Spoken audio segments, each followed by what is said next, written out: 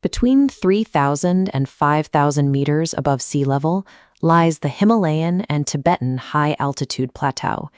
It is a freezing, oxygen-deprived environment where very few organisms can survive.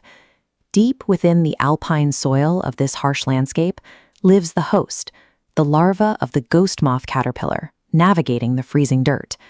But the soil holds a microscopic threat. Fungal spores attach to the caterpillar and pierce its outer membrane, beginning a hostile biological takeover.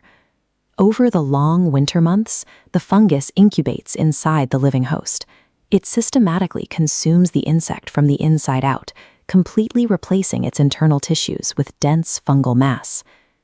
This gruesome parasitic infiltration is the hidden origin of one of the rarest and most sought-after natural resources on Earth. Then, when spring arrives, the cycle concludes. A single, dark, fruiting body erupts from the head of the dead caterpillar and breaches the icy soil to reach the surface. This fused structure, half mummified insect, half fungus, is known scientifically as Cordyceps sinensis. Locally, it goes by the name Keeda Jadi. Finding these tiny biological anomalies in the vast expanse of the Himalayas is incredibly difficult. That extreme rarity triggers a massive seasonal biological gold rush. For the remote communities living at these altitudes, a successful harvest provides a critical economic lifeline.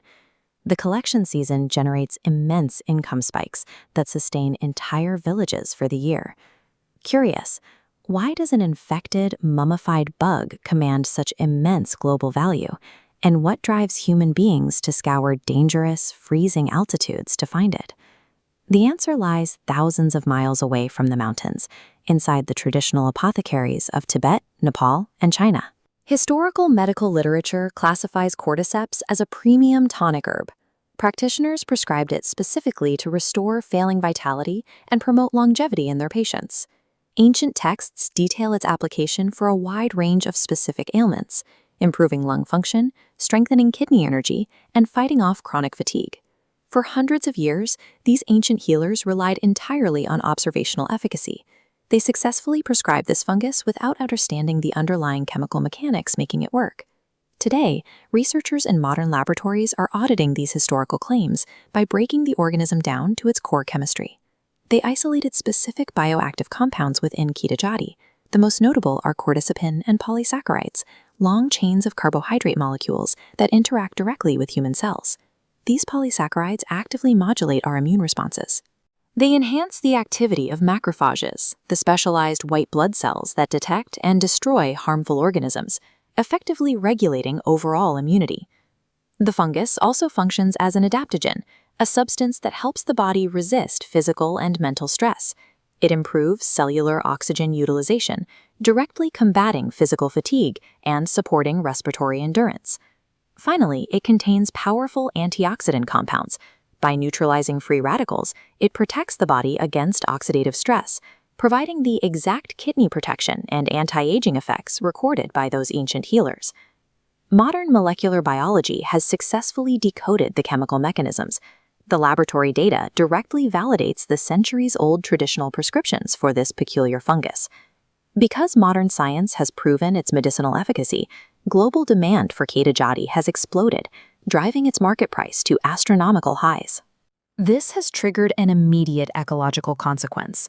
Relentless overharvesting by local communities trying to capitalize on the demand is systematically decimating the natural wild populations. Simultaneously, climate change and severe habitat disturbance are warming the high altitudes. This is rapidly shrinking the already narrow cold climate survival window required for the ghost moth and the fungus to interact at all. It creates a stark paradox. The undeniable medicinal success of Keeda Jadi is actively engineering its own extinction in the wild. Relying on wild, hand-harvested populations is no longer a viable strategy for treating widespread immune and respiratory illnesses. Science is now pivoting toward biotechnology.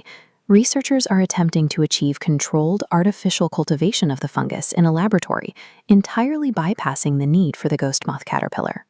Moving forward, the medical community will require rigorous clinical trials to ensure that these artificially cultivated bioactive compounds are safe for widespread medicinal application. To safely harness the healing power of Himalayan gold for the modern world, science must figure out how to mass produce it.